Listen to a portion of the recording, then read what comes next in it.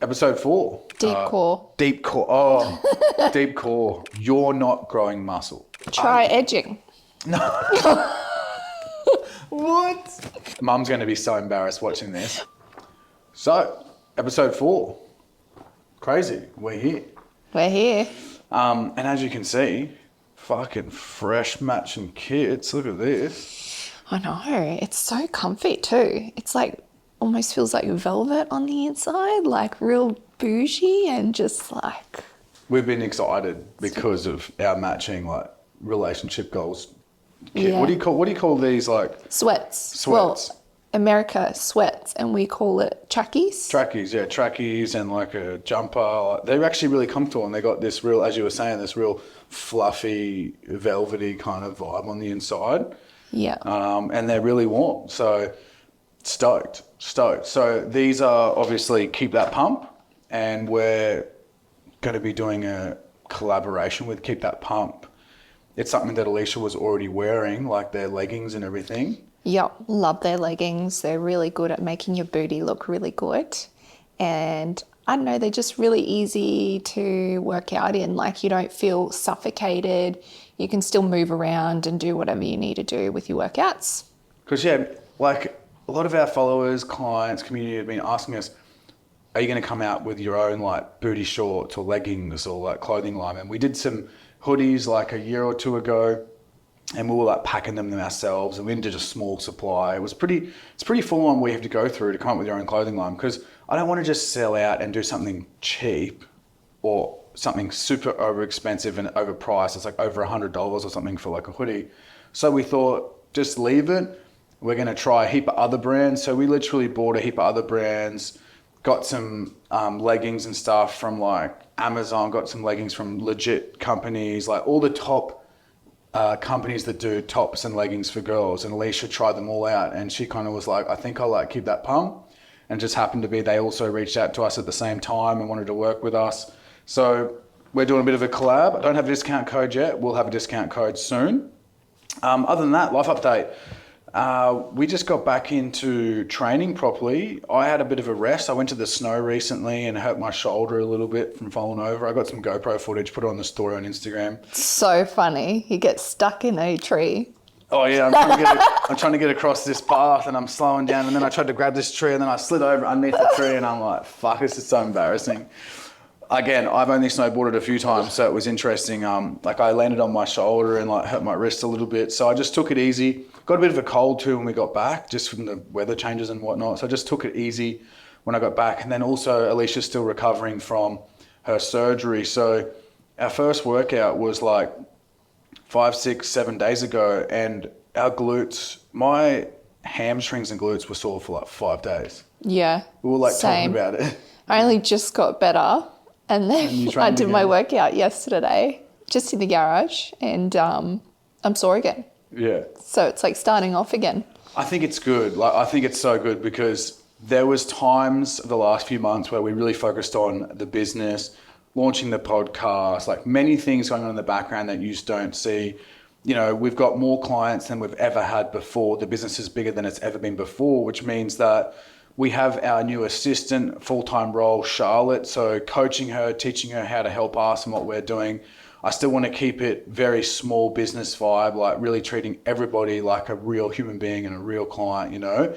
But we hadn't trained as consistent as we have in the past. So we've made it a goal that we're going to really get back into training. Obviously slow for Alicia, just coming off her surgery, but I smashed it in the gym the other day and we were both sore for ages, which is really funny because it's something that you can relate to like new people that are going to the gym. Because I feel like a newbie again. I feel like I'm getting those newbie gains where like the pumps are crazy, and like I surfed this morning and surfed yesterday and I was like, fuck, I'm so sore. Like I feel like I'm new to everything.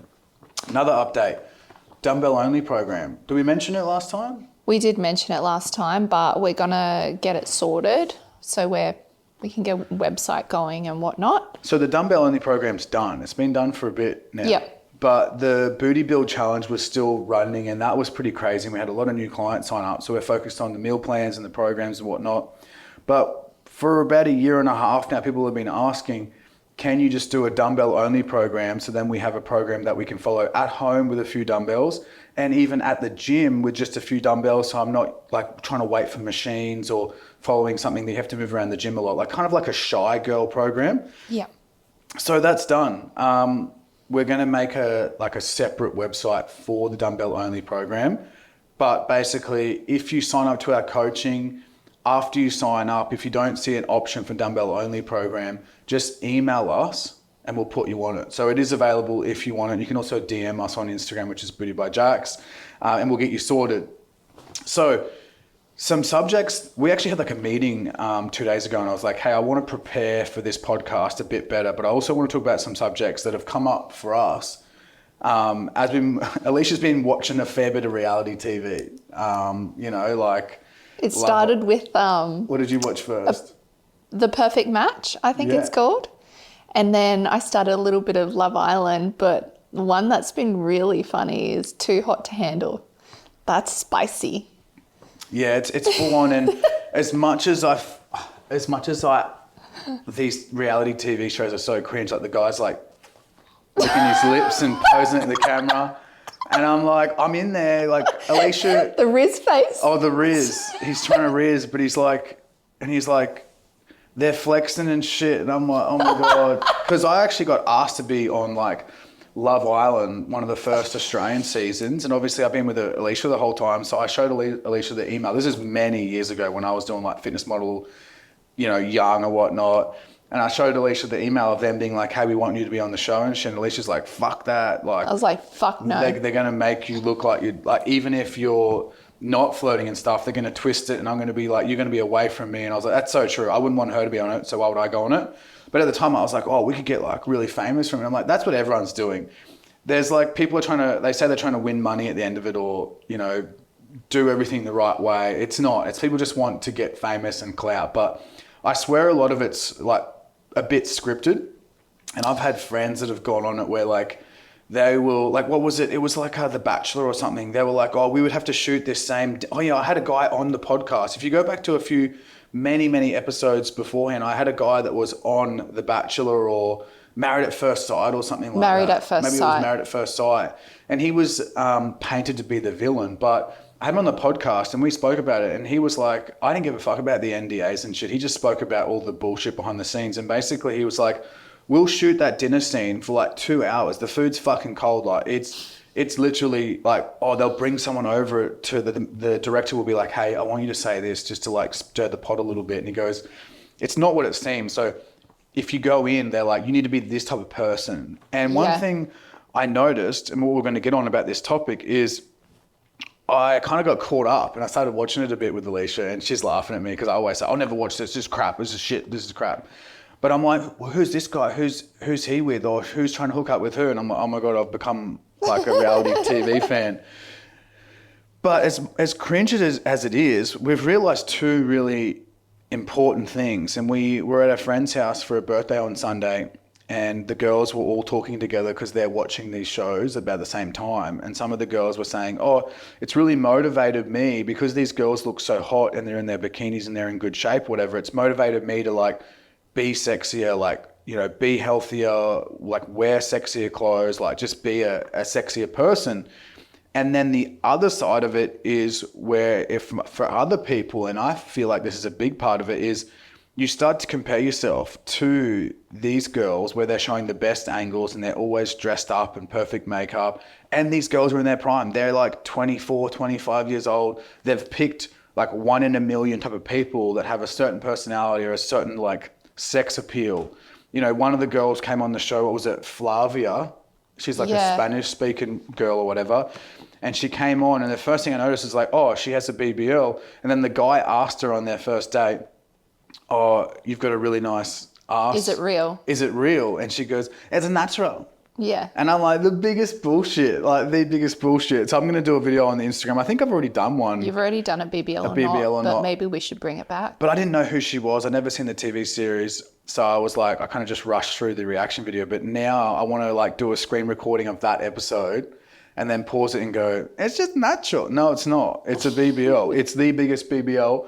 You can tell. It's the weirdest looking like glutes. Like they look nice, but if you see her walking in a bikini, you're like, that's not how muscles and fat move. Like it's been, and she's had the lipo done on her stomach and then put in there. So I wanted to know like the opinion of our, you guys watching this and listening to this. Like, I'm sure like we have a 98% female following, most of them are between 25 and 35 or whatever. Like they're probably watching everything you're watching, probably a similar person to you.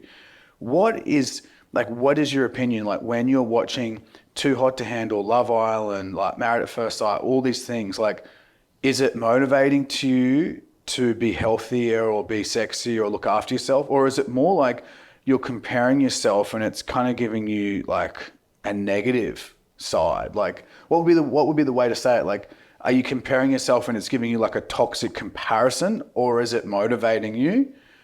Or are you kind of in between where? I'm kind of in between. Like when I watch it, I'm like, oh, okay, maybe I should put a little bit more effort in and, get into training a little bit more. And then it makes me think summer's around the corner. So I need to work on my body a bit more and just put in more of an effort. She comes in after watching an episode and she's like, how you doing? You know what I mean? Maybe it makes you more in, like, you want to be, like, maybe it increases, like, the sexual energy because everyone's hooking up on the shows or whatever. Yeah, maybe. I don't know. I just think maybe seeing the couples together, I'm like, oh, I should really be putting more of an effort in. These couples have known each other for 5 minutes and they're like, I'll be with you, we're going to win the show. And they're all kissing it in their fucking bathtubs and all this fucking sketchy shit.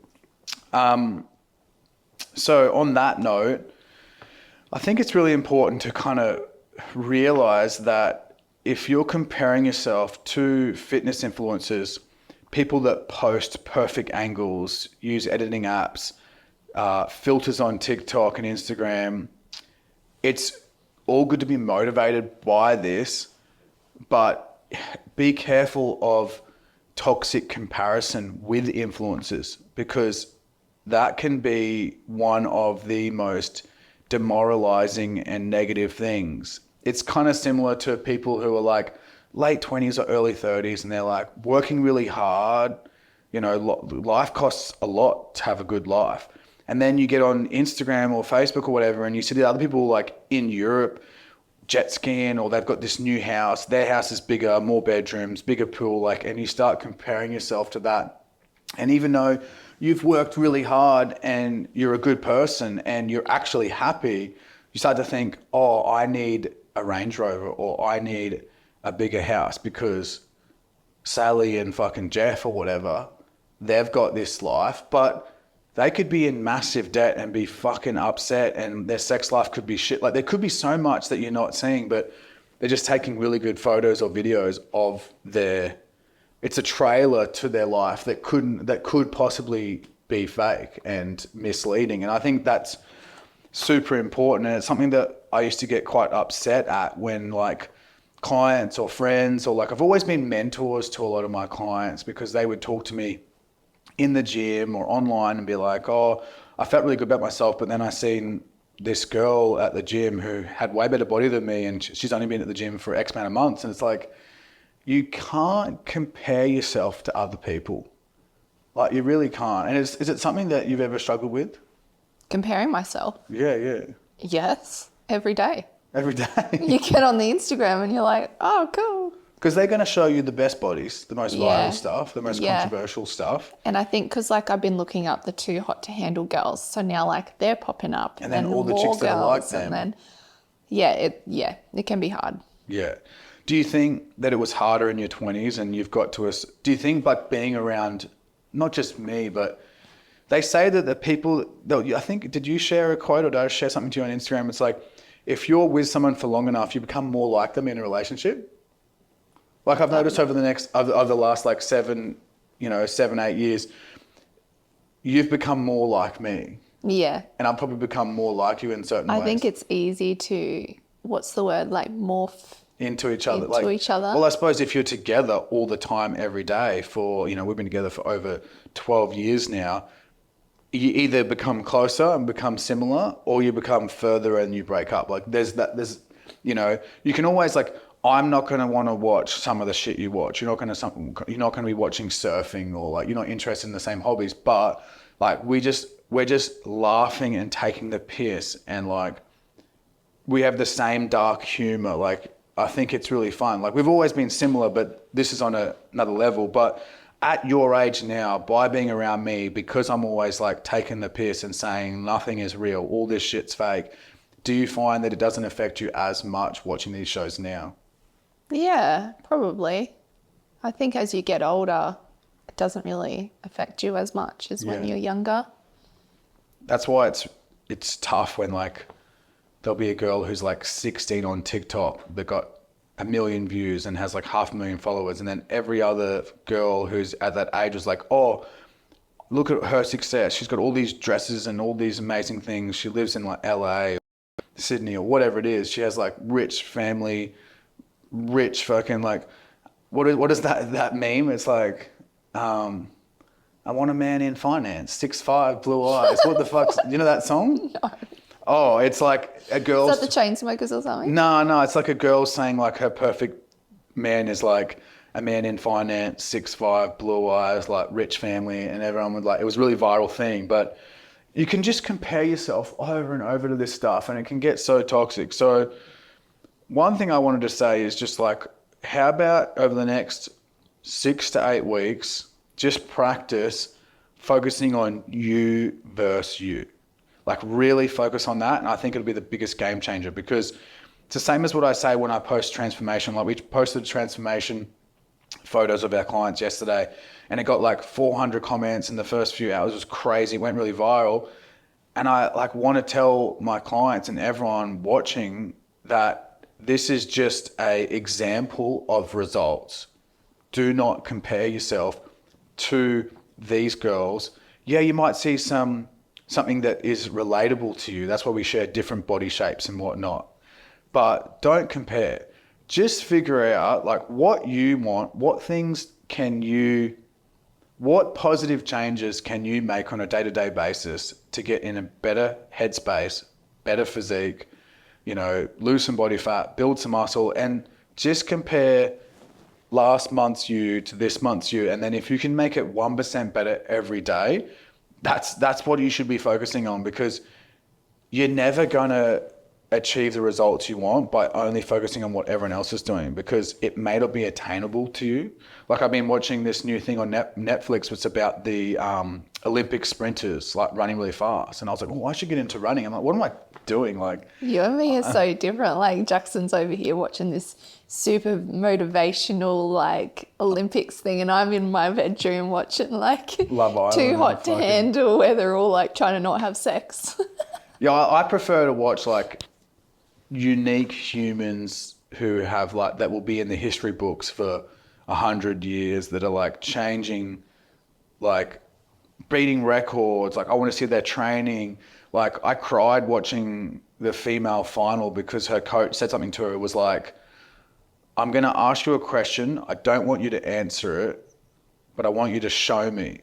And he goes, who's the fastest? I get shivers he goes, who's the fastest? And then she went in and won her race. He's like, don't answer me, show me. I was like crying in the couch by myself and shit. Like, fucking emotional, but I just love that shit. Even when we go to the movies and there's like a real... I'll cry, yeah. Yeah, you cry, and I'm like, are you all right? I'll look over. At least you will right? cry if like a dog dies, but I really like... Yeah. I love the human experience, like the genuine human experience of people who put hard work into something, suffer through it, and then get the results. Or even if they don't get the results, they still get close to the results, which is better than most humans. So I really enjoyed watching all that. A really good topic to talk about is bulking versus cutting. People just want to shred before going through the uncomfortable phase of building muscle. People need to trust the process. So we were talking about this in our meeting with our assistant, and Charlotte was like, I think this is a really good subject. A lot of people have been asking about this online. And it's like, girls want to have the results of this amazing influencer or fitness coach or whatever. They might want to look like what you look like. But the problem is, you need to go through a building phase. Like Alicia has been doing this off and on for like 7-8 years.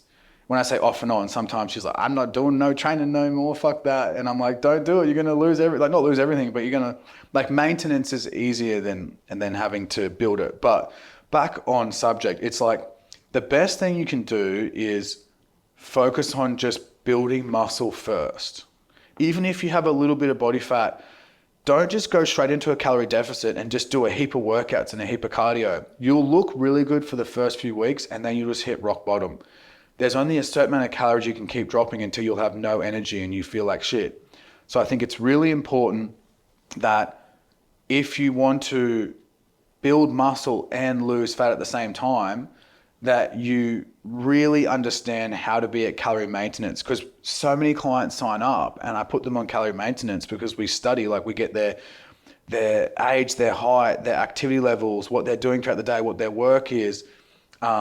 We get all these calculations, we put them at maintenance and they always get back to us and saying, oh, these calories are too high. And I'm like, why did you hire me if you're not going to believe us? Like, we have a nutrition team. It's what we do. Like, we have people that are certified for this.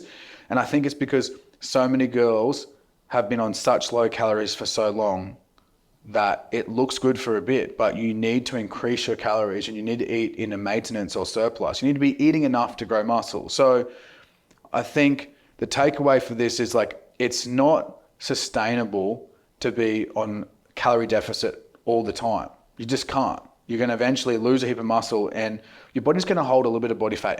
If you're a female, it's not going to want to be super lean. So what I'd suggest instead is focus on being in a calorie maintenance or surplus, building that muscle over a long amount of time while staying remotely lean, and then doing a short shred just before summer. And we have summer challenge coming, which is the biggest challenge that we do every year. It's the one that people go crazy about. We're trying to get some oversized tees or pump covers with Hot Girl Summer written on it, with like BootyByJacks. We're like trying to work on that because then people keep asking for that. But this is exactly what I mean by this. Like, you know, put the effort in, do the booty build, put the muscle on, and then when it gets closer to summer, do like a short 8-week thing, like a challenge where you're losing fat, but then go back to maintenance. Don't stay on a calorie deficit forever. People have been sending in videos every day about certain exercises that transform your body and how false and misleading it is. So this is something that I get all the time. It's like you see a girl doing one exercise and the caption says, do this exercise if you want a snatched waist, round glutes, amazing shoulders. And I'm like this one exercise is going to make you a supermodel or like a fitness influencer. It's like, it's not. And no. I mean, you can probably speak on this a little bit because you do a variety of exercises. Like, you follow the programs best you can, and there is not one magic exercise. No, definitely not. You got to do a proper workout. And I mean, if people want to go viral by doing these videos, they want to be, they do go viral because it's controversial. Like, there's an exercise where this chick's like leaning forward and doing rows with dumbbells in her upper body and then like doing side lunges at the same time. And I'm like, what the fuck is this shit?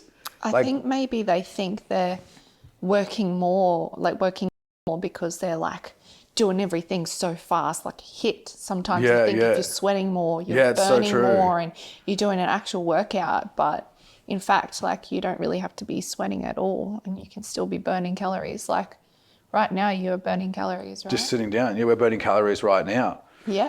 And I think to finish that, just know that if someone's posting a video online promising you to get these keywords like shredded, lean, snatch waist, deep core. Deep core exercises. I'll give you deep core exercise. There is a place for certain deep core exercises when you've like had a baby or had surgery where they have to cut through your stomach muscles. But honestly, like, just do normal exercises. Like, your core gets worked so hard from doing like a Bulgarian or a deadlift or a squat, way more than what you think, probably more than doing a sit-up.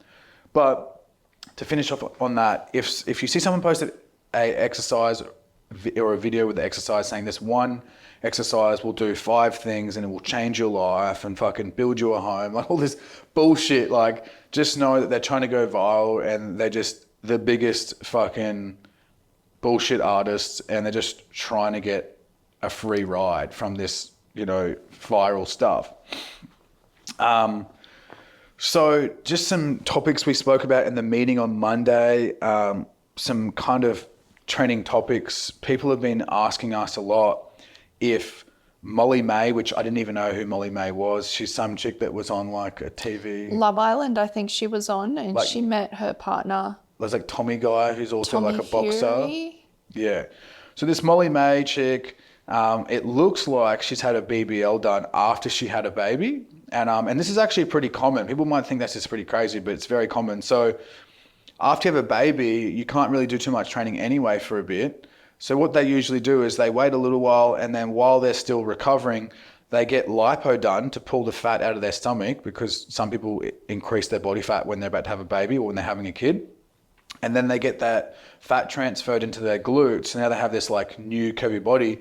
And what she's saying as an excuse, because people keep pulling up about it, it's like, hey, it looks like you got a BBL, just be honest about it, whatever. And she's like, oh, I have this curvy body from getting pregnant and having a baby. It changed my genetics. And I'm like, oof, red flag. Like, that sounds like the biggest bullshit, because guess what? We have hundreds of clients that have stayed with us throughout the whole process of before they were pregnant, getting pregnant, having their baby, and it doesn't give you a BBL.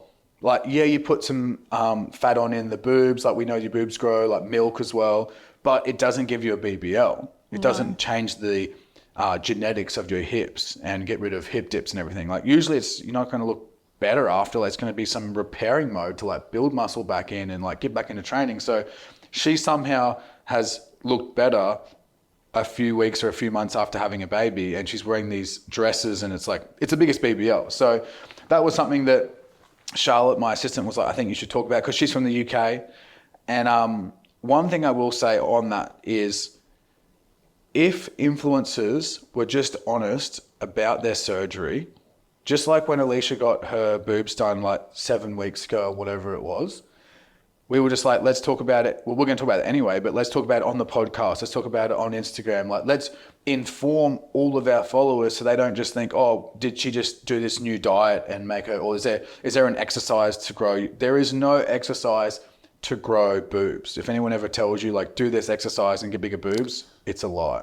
And I think someone did ask us, does chest exercises make your boobs bigger? Yes, it doesn't. Asked us that. It doesn't. No. Like, breast tissue, when you want bigger boobs, it's usually by increasing body fat. That's why girls who like shred for a competition, when then like without fake boobs, they usually lose a lot of their boobs when they get to like under 12% body fat, which is another topic we can talk about. If you're interested, comment, and I'll go into like why I really don't believe any female should be doing comp prep. And that's obviously very controversial, because I used to comp prep females for WBFF. I used to compete in WBFF. I came top 3 in Australia 3 times. I competed in America. Like, I could talk about that all day, but it's something that I dislike talking about, because I'm probably someone who, like, if you're a comp prep coach watching this, you probably like don't agree with me because I'm taking away business, but that's just my opinion.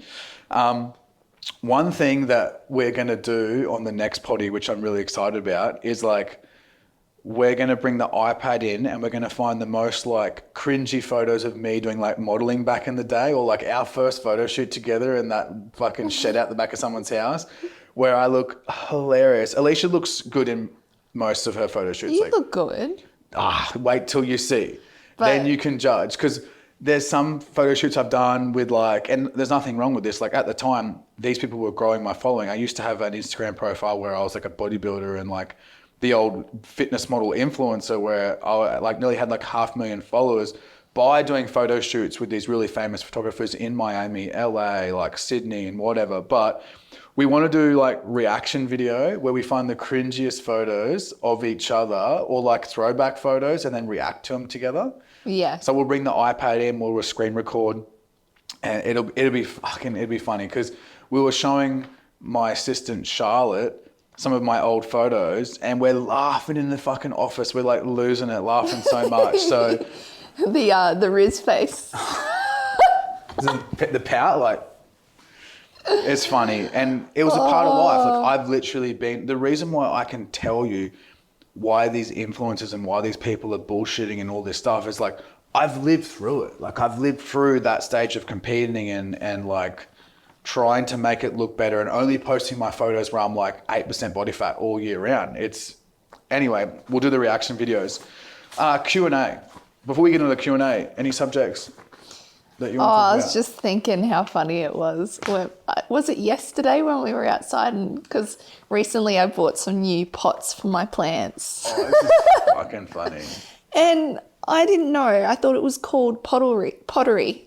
So Let me tell the story because it's hilarious. Alicia does this all the time. She's funny. She's really beautiful, but fuck, sometimes her English skills are fucking challenged. But it's all right. I'm not very smart either. But it just shows you can be successful if you work hard. So Alicia's just started repotting some of our plants. We don't have many, like 2 or 3 little fucking plants in the backyard. And she's like getting some dirt from Bunnings. some potting mix. And she moved the Making it plants look over. pretty. And we're out in the backyard and she's like, you know what?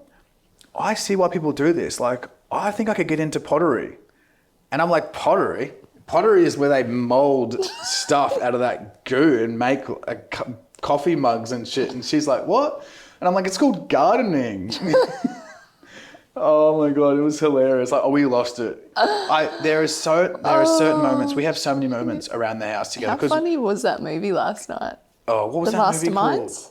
Is it called The Masterminds? The Mastermind? I don't know how this got past us, but in 2016, the movie was released called Masterminds. We'd never seen it advertised. I love watching movies, and it popped up on Netflix, and I seen a little video of it on Instagram, and I lost it. It's got that Zach Galifianakis, whatever he is. From The Hangover. The Hangover guy, that Zach guy. Hopefully his name is Zach. He is downright one of the best comedic actors of all time. Like, the way he can hold a scene and just be like the dumbest asshole, but like, he's so good at it. It was hilarious. And it was one of the best movies I've seen in ages. But you know what I say? They don't make good movies anymore these days. Because people get too sensitive and there's you certain can't scenes in the certain movie things. where you can't say anything that's going to hurt people's feelings. Like, you've got to have Yeah. movies that are just like so boring these days. Yeah. But yeah, I wish, as I was saying before, I wish that we had like a camera on us at all times where I could just press a button after something happened between us and I was like, just save that clip because fuck, you say some fucking funny shit. It's like some of my friends are like, oh, we could write a book on the funny stuff that you say. Yeah. It's good. You don't take life too serious. It's fun. I think you should ask me the questions. Yeah. We've got 10 bangers, so make sure you stay till the end. All right. Is it okay for a man to follow women? This is what we were Women? talking Yeah. the other day. We had the other day, we were like, Alicia's like, trying to- is there a difference? There's no difference in spelling between woman and women. And I'm like, yeah, there is. After when we got We were home just and trying to Googled figure it out. Okay. Anyway, get on with it. Is it okay for a man to follow women, fake tits and ass when in a relationship? Opinion from a man. Well, the thing is, if your man ever tells you that no other woman is attractive, he's actually lying to you. And I've been saying this for ages and I get in You're trouble. the number one, babe. There's no one in this world that's Yeah, like more you're the attractive prettiest to girl you. in the world. Like there's no other girl. It's like, okay, that's going to change in 10 years. And I'm not saying this in a hateful way. This is what men actually should be saying if you want to be honest, because everyone's like, honesty is the most important part of a relationship. There might be a girl that you see that looks attractive. And I'll say, that is a pretty or beautiful woman. Lady, female, however you want to say it. But I have no desire to pursue her and I'm not interested in her because I'm happy in my relationship. And it's the same. Like, I don't expect when a fucking really good looking guy rolls up on the beach or whatever, I don't expect Alicia's like, oh, everybody's ugly. My boyfriend, my husband is like the hottest guy ever. It's like, no, because guess what? When you're 55, that'll probably change. But also there's just going to be people that are really beautiful. There's going to be guys that are really handsome. There's going to be girls that are really beautiful and they go harder in the gym and they have a good day and they look amazing. Some people just have good days and you're like, fuck, that person looks epic. And to be honest, like, people are just going to look. Yeah. Your partner's going to look, you're going to look, and you can't get up him for that because it's just natural. But this is the but. I think this is really important because if this gets cut up and they don't get to the but, if your partner is following like hundreds of like hot influencers and models on Instagram, red flag, and they're liking all of their content, that's a bit, you got to be careful with that. And same with the women. Like if you're watching Love Island or whatever and you follow, or if there's a guy who lives in the area and he's like a known, like handsome, awesome guy, and your partner is liking all of his stuff as well, you have to be a little bit concerned. But you have to understand that's like, some people have the personality where they'll like something not because they're like wanting to hit on them. Like, this is a good post. What they wrote was really good. But if it's like slutty, just ass and tits nonstop and they're liking everything. And the thing is on Instagram, all the guys watching this and the girls will see this as well. When you like something on Instagram, it now shows you the people that you follow and that follow you. They'll show you if they've liked it. Like, you know, at the top, they say like the 5 people that are like the recommended or whatever it is. Like the 5 people that are like, basically, it shows me the things that you like at the top. I don't have to go through and search it. It'll just show me like where the like is. It'll have like 3 little faces there. No hiding now. So to answer this properly, it's like, don't lie to yourself and think that your partner doesn't find other women attractive. People are beautiful. It's just true. And there's always going to be someone who's more beautiful. But the biggest thing is, do they desire them? If they desire them, then there you've got a problem. If they just obsess and their whole feed, when you go beside them on Instagram, their whole feed is just like ass and tits. You're like, well, this is going to be pretty bad for his mental health because he's going to be comparing you in a way to these people. But in saying that, people might be saying, well, Jackson, you're a trainer. You're always posting like, and you're reacting to the girls who look really good. But I'm a lot different. What was that word you looked up online? You said I have this personality trait or whatever it is. Demisexual, I think it's called. Hopefully that's right. And you explained that demisexuals are people that are like attracted to, in love with people that they actually know or trust or whatever. Is that what it is? What was it? Like personality. You have to be emotionally attractive. Yeah. So like, I've been like this for ages too. Like, it was very rare for me to ever really be single when I was younger because like I've never felt comfortable like going up and talking to girls out at clubs and shit like that. Like I'm like, I don't even know her. She could be a fucking asshole. Like, well, what do you call a female asshole? I don't know. Same thing, like a bitch. But I find that we were friends at first. Yeah. And then we fell in love through friendship. And of course I thought you were attractive. Of course, I'm fucking 17, 18 years old or whatever it is. But I fell in love with you and wanted to be with you because of our energies and our personalities. Like there's always going to be another girl that looks similar to you or looks hot. It's like that fucking TV series, that Flavio girl comes on and she has a BBL and she's all like Spanish accent. And I'm like, fuck, she's like hot. This guy's going to play up with his other day. But if you're demisexual or if your partner is emotionally attracted to you and you have a good time, like if your man is liking this stuff and you sit back and just blame it all on him, fair enough, but have a little bit of a look of self-reflect. Like, do you have a good sex life? Are you still putting effort in? Like, yeah, you could be busy. Yes, you could be a new mum. Yes, work could be stressful. But the reason why you fell in love together at the start of the relationship is because you were dressing up. You were putting effort in. The sex life was good. The sparks were flying.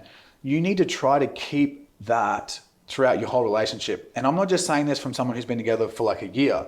We've been together for nearly 13 years. It'll be 13 years in August. And every now and then you have like a low few weeks or a high, like you could just put the effort in there. You got to etch. Etch, you mean edging? Fuck, you were thinking about that the whole time, eh? You don't even know what edging, this is another word. And this is so embarrassing, but my mum starts talking about, mum's going to be so embarrassed watching this. We need to get your mum on. Oh, we're getting mum on. But she can't talk about anything sexual because my mum and Alicia get together and they start talking about like sexual stuff. And I'm like, you're in my fucking house. No talking about weird shit. My mum doesn't have sex with anyone. Nothing like that happens. Oh, but. It's just.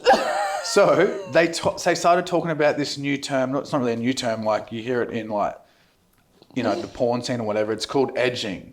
And it's where you get yourself close to orgasming and then you like stop and then you keep doing that, which is the weirdest thing to talk about. And then my mum's talking about it with my wife. And then Alicia, a few weeks later, goes, yeah, you got to get that etching. And I'm like, what? And she's like, yeah, etching. And I'm like, what are you talking about?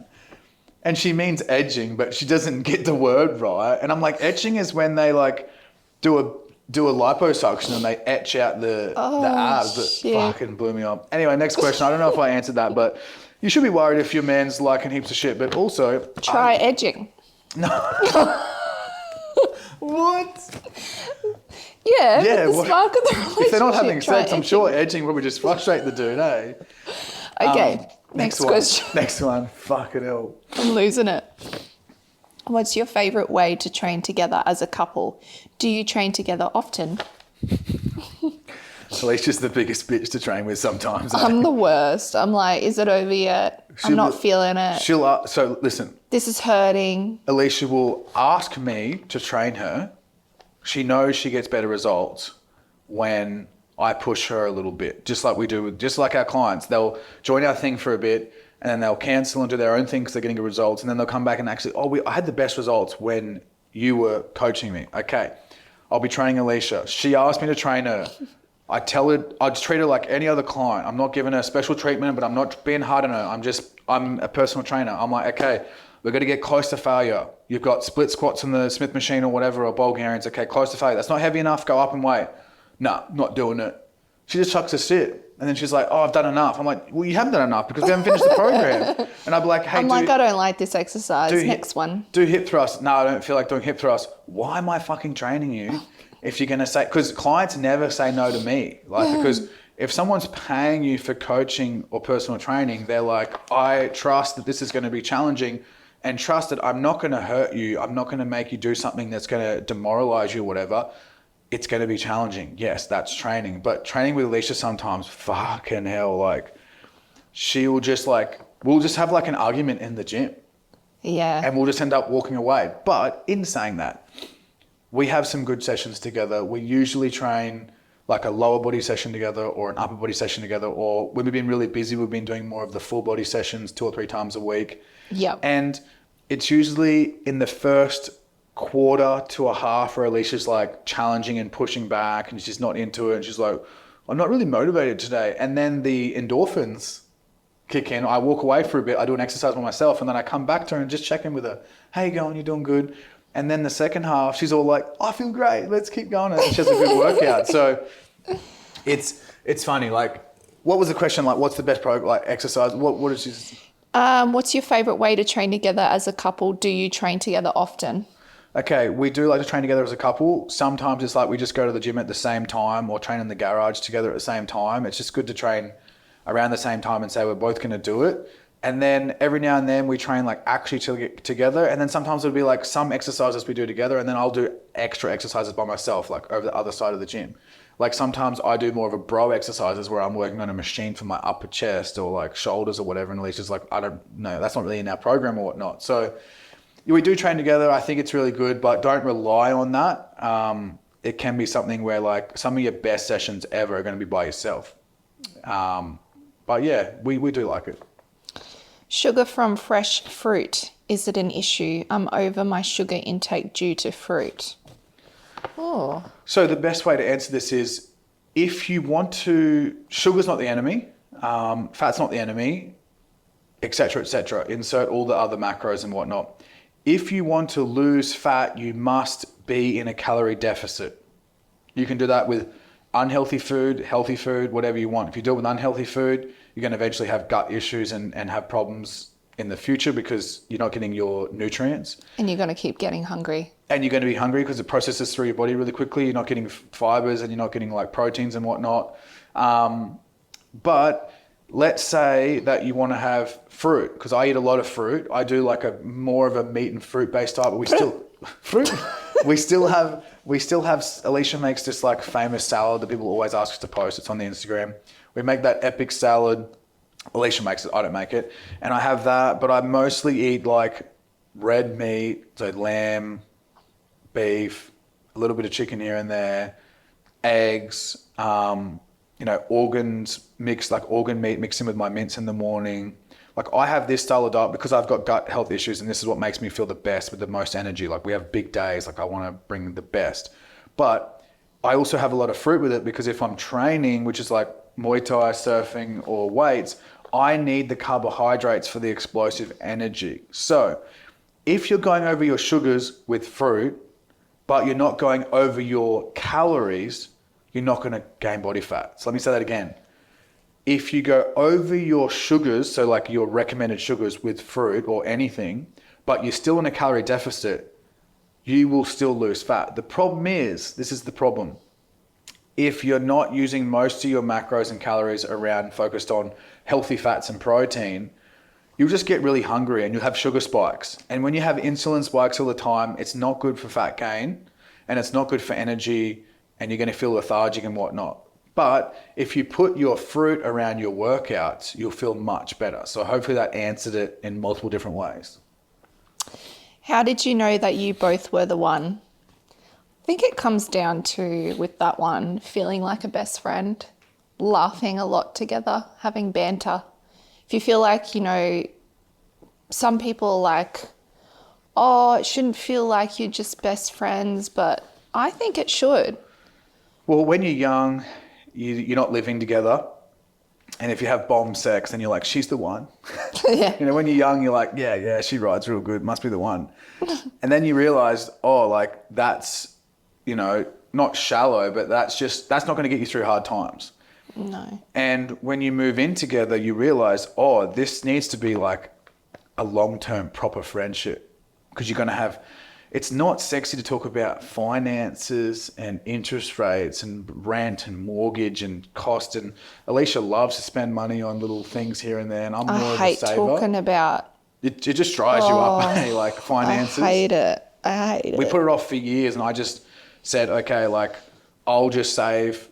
You just do your thing because you kept me alive. You fed me, motivated me, was with me when I was broke. And I was like, we'll do it. But then last few years, we've really talked about like finances and paying down our mortgage and long term. And it's not sexy. But on that subject with that question, it's like, if you're not like a true good friend with your partner and it just seems sexy sometimes and then you just go and hang out with your friends when you're over them or whatever, you're going to eventually run into problems. But it's something you can deal with later. But communication is a big part of success in a relationship. Communicating about things that might bother you a little bit, but that could bother you a lot eventually. You know, what's your love languages? Are you meeting each other's love language? So important. You know, Alicia has a completely different love language to me. So it was really hard at times where I felt like I wasn't getting like, Alicia didn't really get a lot of affection when she was younger. And my mum was very affectionate with me. So that can sometimes, when you grow older, she's used to not cuddling and kissing and saying nice things all the time. Instead, she'll like do something for me to help me, thinking that's the way that is to love, but I don't receive love in that same way.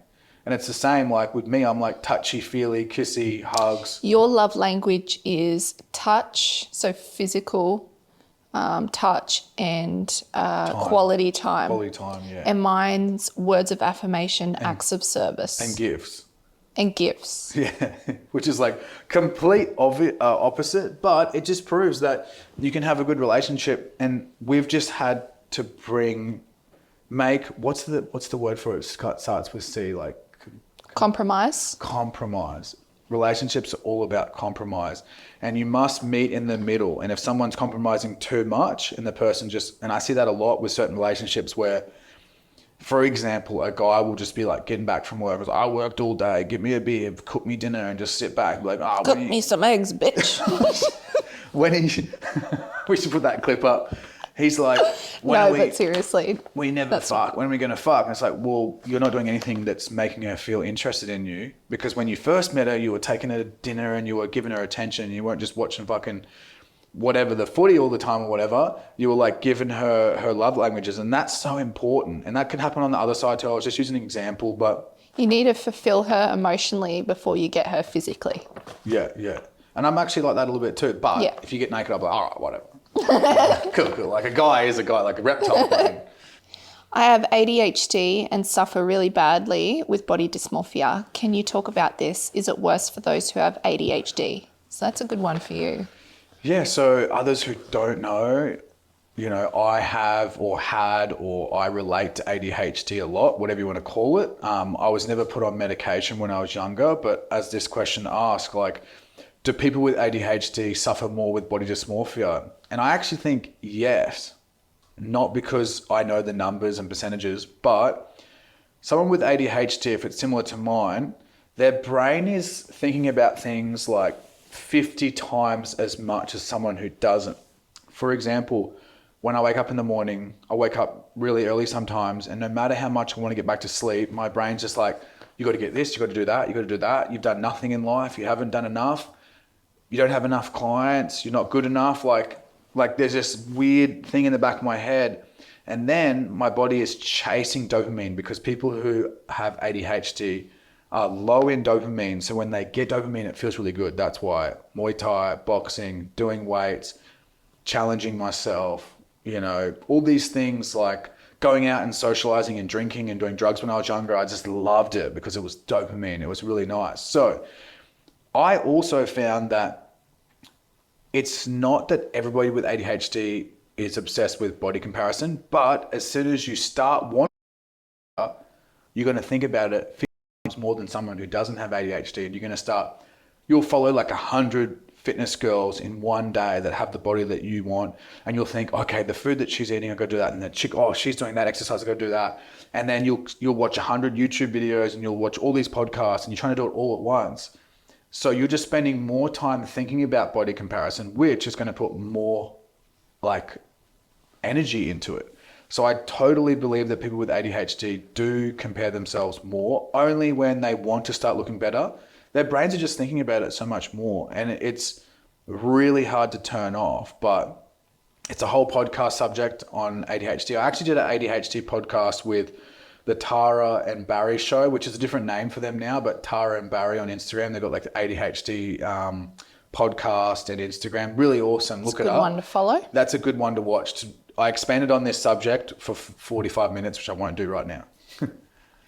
Favorite thing about each other personality-wise? So for you, I love your humor and I love how confident you are. Yeah. Like I love a bit of the cockiness, but not too cocky. I'll answer yours because I got so many awesome things that I love about you, but it's taken Alicia like 7-8 years for her to actually say these things. She always felt really uncomfortable saying them before. Like, how, like I'd give you a compliment and you go, yeah. Yeah, I still struggle. But that was nice. That was the first time in a long time where that question has come up and you've just delivered in such a direct, nice way, and it felt really good. Thank you. Oh.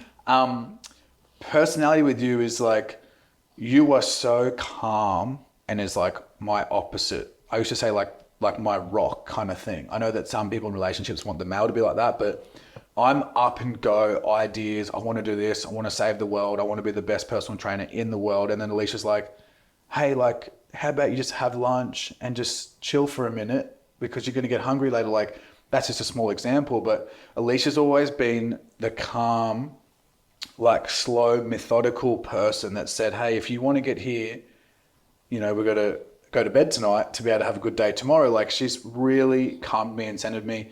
And personality wise, she's not very patient with herself, but she is so patient with me, because if you're with someone who has ADHD or someone who wants to be career driven, you have to deal with a lot of people that are like running late or focusing or whatever. And she's like, hey, dinner's ready 10 times. And I'm like, oh yeah, I'm coming. Yeah. I'm just focusing on this video that I'm working on or this idea I'm working on. So you're just so patient, so calm to be around. You never ever like bring me down or like are negative towards me. You'll sometimes be a little bit negative about yourself, like if you're self-conscious about something, but you've always believed in what I'm doing, and you just like, your confidence in me is incredible. And I think that's very special. And people might think, oh, she's really pretty. Like, of course you're with her because she's really pretty. And it's like, well, like I said earlier, there's lots of really beautiful women on this world, but on this planet, but what Alicia has is like my yin to my yang kind of thing. Like it just works, and we're not perfect at all. Like we have arguments here and there, but overall it just flows really well. And I think again, it's just working together and figuring it out. But I pretty much love all your personality, except that you could be more confident in yourself. But other than that, everything's good. And you're really humble as well. Yeah. You get about one good week of me and the rest is shit. Yeah, which is good. When at certain times of the months you can be a bit crazy, but yeah. What helps with muscle soreness? I reckon magnesium's a good one. Yeah. So DOMS, delayed onset muscle soreness, is the fancy fucking fitness guru saying like muscle soreness. Basically that occurs when you break down the fibers of the muscles and they don't recover like straight away. And DOMS is a good indication of that you've trained hard, but it's not a good indication that you're always going to build muscle and get in better shape, because if you have really bad DOMS all the time, it probably means that your recovery strategy is not as good. So you're not sleeping as good, you're not having enough nutrients. So one of the best things for DOMS for me, when I have clients that have like crazy sore legs, is to actually, they want to just sit down and relax because it hurts so much. Remember the first time you do those leg sessions when you're younger, you're like, well, I can't get up, I can't move. One of the best things to do is actually get the blood flowing. So go for a walk, go through really light body weight exercises, drink lots of water, have your magnesium. Like there's this clinical study showing that there's not much you can really do to reduce your DOMS, but there's a lot you can do to actually make it feel better by just not sitting around all the time and letting everything get really stiff. That's the worst thing you can do. How about those like rolling out muscle gun things? What's your thoughts on that? So again, that is more, a lot of studies show that that's actually not reducing muscle soreness. What it is doing is making you feel you've put blood flow in there and so relax. It's a placebo. A bit of placebo, but also psychological is so important when it comes to like, there could be someone right now that has a certain thing they do after they train that they believe, like a stretch, a walk, an ice bath, a sauna, all these things, and they believe that that's going to make them feel better tomorrow. It probably will make them feel better because we know that psychology of placebo is so strong. So what I wouldn't do is just sit around and do nothing or go crazy hard the next day on the same muscle group. Like give the muscle, like let's just say your quads or your glutes are really sore the next day. Go for a walk, do some stretching, not crazy stretching, like active stretching where you're just taking it through range of motions. Drink lots of water, eat really good food. Sleeping, one thing that will actually recover the muscles the fastest is like quality sleep, quality nutrients, high protein. That's the, scientifically we know that's going to work. But I would, if you've got an ice bath or a sauna, or if you want to stretch, or you've got a massage machine, like use all those things because you're telling yourself that this is going to get you better. And if it makes you feel more relaxed, you probably will sleep better that night and recover. Cool. Can you achieve your fitness goals while consuming alcohol regularly? If you're like 18 years old, good genetics, I've seen so many people go out, because I did it, and I'm not saying I have good genetics either, but like if you're young and you drink, like you binge drink on like Friday, Saturday night, and then you clean everything back up and you train really consistent from like Monday to Friday, I actually gained muscle throughout that period. Like that's when you first met me. I was going out and fucking getting on it, fucking drugs, alcohol, whatever, but Monday to Friday, I was like hitting my macros. I was watching like Ziz videos. Yeah, and your mee goreng. Yeah, my goreng noodles, and like I was poor as fuck, like dead broke. You used to always give me a up and go. In the morning. I was just giving her protein. Is he trying to say something? It's been an ongoing joke since we first like started hanging out. She thought that I was giving her the hint liquid to like breakfast, leave like up and go, and I was like, no, I just drink them in the morning because I'm broke. Oh yeah, I'm sure. They've got protein and whatnot. But yeah, what was it again? Can you achieve your fitness goals while consuming alcohol? If you're really young and you have a few drinks in the weekend, you can keep getting results. Will you get better results if you don't drink? Absolutely. I would have got way better results, but I was 18. If you're over 25 and you're trying to lose fat, because alcohol has, even if you're doing shots of vodka, it has so much calories in it, you'll be so surprised. And then your body can't break down macros for 24 hours after. It's just all over the place. And then when you're hungover, you always eat fucking KFC and McDonald's. Like you always do bad shit when you're hungover. Fatty it's like food. the weakest time.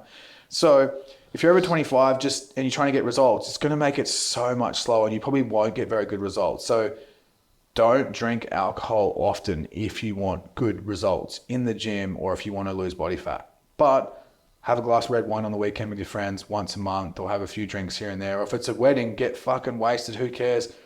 Yes, you're going to lose 1% of your results, but next week's a new week. Just don't drink all the time and you'll still get results. Can I count sex as my daily cardio?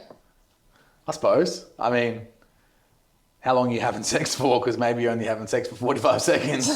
It's probably not much cardio. It's good for you. You got to edge. You got to edge. Probably burn some more calories from just sweating it out. If you're having like a full-on session and you're like, you know, doing power moves and missionary jacking it, like, well, this is a girl probably asking this. If you're on top and you're doing like 30 minutes, you're probably getting a fucking really good workout in. Like, that's a pretty good cardio session. But like, you could probably just wear your Apple Watch and track it, and then you can like add it into your calories or whatever, or like take off your calories. But I mean, I don't know about you guys, but I don't think many people are having sex for more than like 30 minutes. And some people, like, you should be doing cardio, like a low steady state cardio for a bit longer than that. So getting your steps up, being in a calorie deficit is way more important than just doing a heap of cardio. So like daily steps, what you do each day, like what your work is or whatnot, you're going to burn more calories throughout the day of just doing basic stuff than what you think. So the calories burned having sex is probably a very small amount compared to your total daily burn. So your NEAT, and just enjoy it, have fun. It's good for you. The endorphins, you know, stay protected, all that sort of stuff. And the last one, lucky last. How much sleep, cardio, and rest should I implement in order to achieve my fitness goal?